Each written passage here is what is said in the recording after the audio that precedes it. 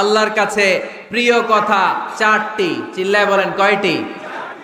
এক নম্বরে সুবহানাল্লাহ, এক নম্বরে, দুই নম্বরে আলহামদুলিল্লাহ, দুই নম্বরে, তিন নম্বরে লা ইলাহা ইল্লাল্লাহ, তিন নম্বরে, চার নম্বরে আল্লাহু আকবার, চার নম্বরে। এই চারটা তাসবিহ পড়া যাবে? যাবে? আবার বিষ্ণুই বললেন কালিমাতান হাবিবাতান ইলার রহমান খাফিফাতান আলাল লিসান সাকিলাতান ফিল মিজান। আল্লাহর কাছে দুইটা বাক্য আছে বড্ড প্রিয়, জিহ্বায় উচ্চারণ করতে একেবারেই হালকা, কিয়ামতের দিন মিজানের পাল্লায় উঠিয়ে দিয়ে দিলে ওজন হয়ে যাবে সবচেয়ে ভারী। সুবহানাল্লাহ। দেখেন আমার নবীর কথার ওজন কত, দুইটা বাক্য জিহ্বায় উচ্চারণে পাতলা বা হালকা, আল্লাহর কাছে বড্ড প্রিয়, কিন্তু মিজানের পাল্লায় রেখে দিলে ওজন ভারী হয়ে যাবে। এই দুইটা বাক্যের একটা হচ্ছে সুবহানাল্লাহি ওয়া বিহামদিহি সুবহানাল্লাহিল আযীম। আমার সাথে সাথে আওয়াজ তুলে পড়েন সুবহানাল্লাহি ওয়া বিহামদিহি সুবহানাল্লাহিল আযীম। আবার পড়েন সুবহানাল্লাহি ওয়া বিহামদিহি সুবহানাল্লাহিল আযীম। নামাজের পরে এই তাসবিহগুলো পড়ার দরকার আছে না নাই? 33 বার সুবহানাল্লাহ, 33 বার আলহামদুলিল্লাহ, 34 বার আল্লাহু আকবার পড়েন তো। এই ডান হাতের গিড়ায় পড়বেন, পারবেন? আব্দুল্লাহ ইবনে আমর ইবনে আল-আস বলেছেন রাআইতু রাসূলুল্লাহি সাল্লাল্লাহু আলাইহি ওয়াসাল্লাম ইয়াকিদু আত-তাসবিহা বিয়ামিনিহি। আমি দেখেছি আল্লাহ রাসূল সাল্লাল্লাহু আলাইহি ওয়াসাল্লামকে ডান হাতের গিড়ায় তাসবিহ পড়তে কোন সুবহানাল্লাহ। আর জিকির করবেন ভদ্রভাবে, উযকুর রাব্বাকা ফি নাফসিকা তাদাররুআ ওয়া খীফাতা ওয়া দুনাল জাহরি মিনাল কওল। জিকির করার পদ্ধতি নাম্বার 1 মনে মনে, নীরবে নিঃশব্দে, আওয়াজ করে লাফালাফি করে জিকির করা যাবে না। কেউ যদি লাফালাফি করে জিকির করে এর বুঝাবেন ভাই নিজেকে সংবরণ করো। লাফালাফি করে জিকির বিশ্বনবী করে নাই, চিল্লায় বলেন ঠিক কিনা? লাফালাফি করে জিকির সাহাবারা করে নাই, চিল্লায় বলেন ঠিক কিনা? ধীরে সুস্থে সাহাবারা, আল্লাহ রাসূল সাল্লাল্লাহু আলাইহি ওয়াসাল্লাম যেভাবে আমাদেরকে জিকির শিক্ষা দিয়েছেন আমরা ওইভাবে করব, ঠিক কিনা বলেন? নফল ইবাদতের 5 নাম্বার হচ্ছে দান করা। কি করা? কি করা? যাকাত দেয়া। দেন তো আপনারা? যাকাত আদায় করেন তো? দে যাকাত তোরা দে রে যাকাত, তোর দিল খুলবে পরে আগে খুলো খাত। দে যাকাত তোরা দে রে যাকাত। পড়েন আমিন। গোপন দান আল্লাহর কাছে প্রিয়, দেখিয়ে দিলেও কবুল হয়, কিন্তু গোপনে দান করলে এটা 100% কবুল করে নেবে কে? লুকিয়ে দান করবেন, কেউ যেন আপনার নাম না জানে। রাত 12টার দিকে মসজিদের দান বক্সে 500 টাকা রেখে আসবেন, ওইটার দাম বেশি। আর বিশাল জনতার মঞ্চে 1 কোটি টাকা দিলে ওইটার সমান হবে না। আওয়াজ করে বলেন ঠিক কিনা? কারণ এখানে দান করলে অমুক ভাই দিয়েছে 2 কোটি টাকা, বলেন মারহাবা। এই মারহাবার মধ্যে এখলাস থাকতেও পারে, নাও থাকতে পারে, কিন্তু লুকিয়ে যে 5 টাকা দান করলেন ওইটারে কিয়ামতের দিন আল্লাহ সওয়াব বাড়াতে বাড়াতে উহুদ পাহাড়ের সমান করে বড় করে আপনার আমলনামায় ঢুকায় দিবে। আল্লাকা সিররুন ইনদাল্লাহ বাইনাকা আনতা ওয়া বাইনাল্লাহ, আল্লাকা সাদাকাতুন তাখফা লা ইয়ালামুহা ইল্লাল্লাহ, আল্লাকা সিররুন ইনদাল্লাহ বাইনাকা আনতা ওয়া বাইনাল্লাহ, আল্লাকা সাদাকাতুন তাখফা লা ইয়ালামুহা ইল্লাল্লাহ। সুবহানাল্লাহ পড়েন। দেখেন কত সুন্দর নাশিদ। তোমার আর আল্লাহর মাঝে এরকম গোপন ডিলিংস আছে নাকি যেটা তুমি আর আল্লাহ ছাড়া কেউ জানে না? আল্লাহর সাথে গোপন ডিলিংস করবেন। তুমি গোপনে কোনো দান করেছো নাকি যেটা আল্লাহর চোখ ছাড়া পৃথিবীর কোনো চোখ দেখেনি? এরকম গোপন কিছু দান আমাদের জীবনে থাকার দরকার আছে না নাই? নফল ইবাদত হচ্ছে মানুষকে খাওয়ানো। মানুষকে কি করবেন? কি করবেন? নাকি খালি খাইবেন? খাইবেন কে কে দেখি? কেউ খাবেন না তো যারা খাওয়াবে এদের খাওয়াগুলা খাবে কে? খাইবেন কে কে? এই কয়েকজন। আচ্ছা, এবার খাওয়াবেন কে কে দেখি? মাশাআল্লাহ মাশাআল্লাহ, আল্লাহ তুমি কবুল করো। কিয়ামতের দিন আল্লাহ বলবে, এ বান্দা ইস্তাতআমতুকা ফালাম তুতঈমুনি। আল্লাহ বলবে, এই বনি আদম, আমার ক্ষুধা লাগছিল, আমি খাবার চাইছিলাম, তুই আমার খাবার দেশ নাই। বান্দা বলবে, আল্লাহ আপনি খাইতে চাইছিলেন, আরে আপনি খাইতে চাইলে তো হোটেল শেরাটন থেকে বস্তা বস্তা খাবার বক্স করে নিয়ে আসতাম। কই, কোনোদিন তো চান নাই। আল্লাহ ডেকে বলবে, গোলাম ওই যে না খেয়ে থাকা ভিক্ষুকটা তোর দরজায় গিয়েছিল, তোর দুয়ারে গিয়েছিল, তোর কাছে হাত পেতেছিল, খাবার চেয়েছিল।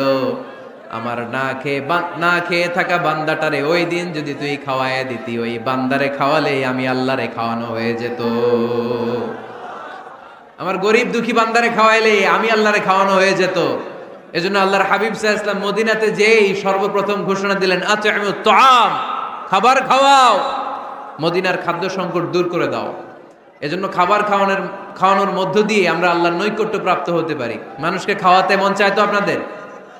হ্যাঁ, খাওয়ানোর অভ্যেস আছে নাকি? মেহমান আসলে রেগে যান? অনেকে মেহমান আসলে নাখোশ হয়, খালি মেহমান আসে, খালি মেহমান।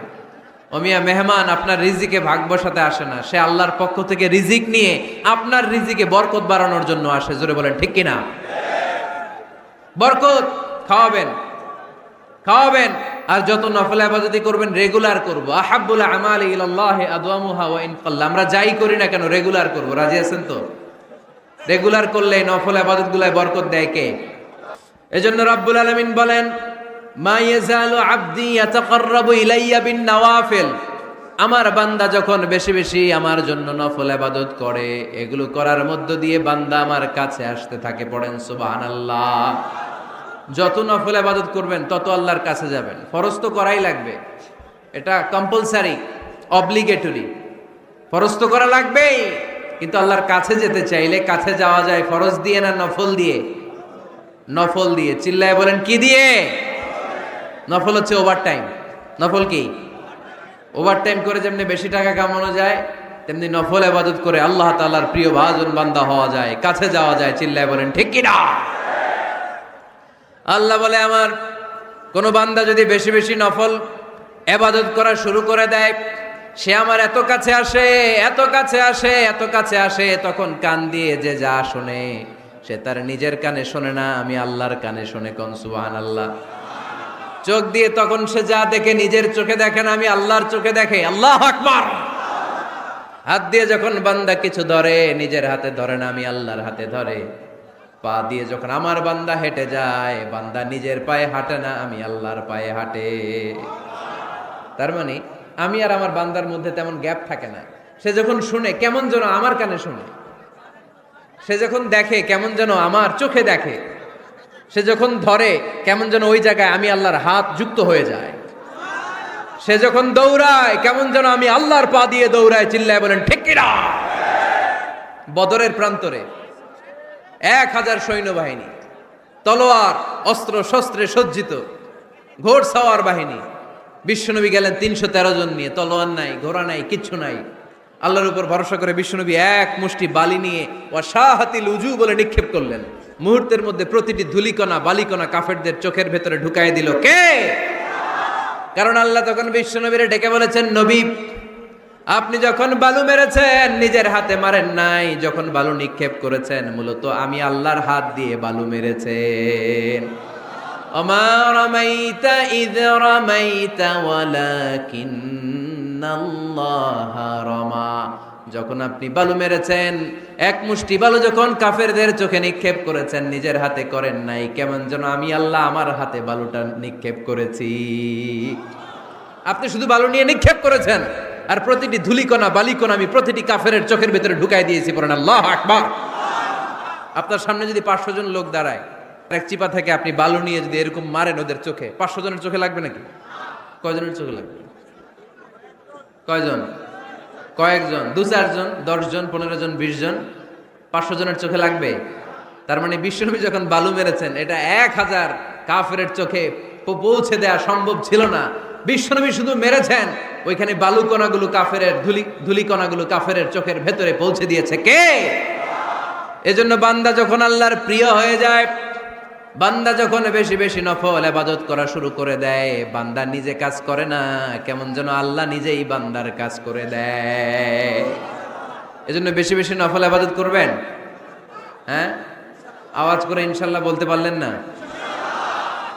তাহলে আল্লাহর কাছে যাওয়ার 1 নাম্বার মাধ্যম হচ্ছে সিজদা দেওয়া। কি দেওয়া? আর হাদিস বা সুন্নাহর আলোকে আমরা জানলাম আল্লাহ তাআলার নৈকট্য পাওয়ার 2 নাম্বার মাধ্যম হচ্ছে নফল ইবাদত করা। কি করা? এই যে অনেকে বললেন হুজুর আমাদের যে কত সেজদা মিস গেছে কোনো হিসাব নাই। এখানে অনেক ক্যাটাগরির মুসলমান আছে। কেউ আছে তাহাজ্জুদ গুজার, কেউ আছে 5 ওয়াক্ত পড়ে, কেউ আছে 4 ওয়াক্ত, কেউ আছে 3 ওয়াক্ত, কেউ আছে 2 ওয়াক্ত, কেউ আছে 1 ওয়াক্ত, কেউ আছে নাই ওয়াক্ত। আছে না নাই? কেউ আছে শুধু জুমার মুসল্লি, কেউ আছে শুধু 2 ঈদের মুসল্লি। আছে না নাই? তো এই যে বললেন যে হুজুর কত সেজদা যে শয়তান মিস করছে একটা, আমরা যে মিস করছি কয়টা তার কোনো হিসাব নাই। হিসাব নাই। এখন থেকেই তওবা করতে হবে, ঠিক কি না? আর নফল ইবাদত বাড়াই দিতে হবে। কিয়ামতের দিন আল্লাহ বলবে উনজুরু হাল্লি আব্দি মিন তাতাওয়ু, দেখো তো কোন বান্দার যখন ফরজে ঘাটতি, যে ফরজগুলো মিস করছেন, ফরজে যখন ঘাটতি আল্লাহ তখন বলবে ও ফেরেশতারা দেখো তো ওর নফল আছে কিনা। ফেরেশতারা খুঁজে দেখবে কিছু নফল আছে, আল্লাহ তখন বলবে নফলগুলো নিয়ে ফরজের জায়গার মধ্যে বসায় দেয়। আওয়াজ করে বলতে হবে আল্লাহু আকবার। তাহলে নফল ইবাদত বাড়ানোর দরকার আছে না নাই? Rose TV 24. Enjoy by listening to the Holy Quran. শয়তান আল্লাহকে বলেছে আল্লাহ এতগুলো জাহান্নাম, এতগুলো জান্নাত আপনি কেন বানালেন? জাহান্নাম আরো বানান। আল্লাহ বললেন কেন? শয়তান বলেছে আল্লাহ আপনার এই বান্দাগুলো তো আপনি জান্নাতে ঢুকাতে পারবেন না, তো জান্নাত বানিয়ে লাভ কি? আমি সবগুলারে ওয়াসওয়াসা দিয়ে জাহান্নামে ঢুকাবো। আল্লাহ বলেন এত সোজা? তুই ওয়াসওয়াসা দিবি, আমার বান্দা ভুল করবে, অন্যায় করবে, আর আমি ক্ষমা করে দিব। শয়তান বলে আল্লাহ হিসাবটা এত সহজ না যত সহজ আপনি ভেবেছেন। আমি ডান দিক থেকে দেব ধোকা, বাঁ থেকে দেব, সামনে থেকে দেব, পেছন থেকে দেব, নিচ থেকে দেব, শিরা উপশিরায় ঢুকে মাজরার দাম যেখান দিয়ে রক্ত চলাচল করে ওইখানে ঢুকেও ধোকা দেব। আপনি তো জান্নাতে ঢুকাতে পারবেন না। আল্লাহ বললেন শয়তান তুই আমাকে চ্যালেঞ্জ দিস, তোর এত সাহস? আমি তো সব রাজার বড় রাজা, মহারাজা, ঠিক কিনা? মহারাজার সাথে চ্যালেঞ্জ দেয়া যায় না। অফিসের যিনি সবচেয়ে বড় MD sir, managing director, boss, boss of the all buses, ওই বসের সাথে কি বেশি কথা চলে? কথা বলেন। আল্লাহ বললেন তুই আমারে চ্যালেঞ্জ দিলি, আমিও তো তোর চ্যালেঞ্জ নিলাম, যা। ওয়া ইজ্জতি ওয়া জালালি ওয়া ইরতিফাই মাকানি, আমার ইজ্জতের কসম, আমার জালালিয়াতের কসম, আমার ক্ষমতার কসম, তুই আজীবন মানুষকে ধোকা দিবি, অন্যায় করাবি, আর আমার বান্দা একদিনের তাফসির মাহফিলে যে আমার ভয়ে চোখের পানি ছেড়ে ক্ষমা চাবে আর আমি মাফ করে জান্নাত দিয়ে দেব। এজন্য আল্লাহর দয়ার কোনো শেষ নাই, আল্লাহর মায়ার কোনো শেষ। আল্লাহ তুমি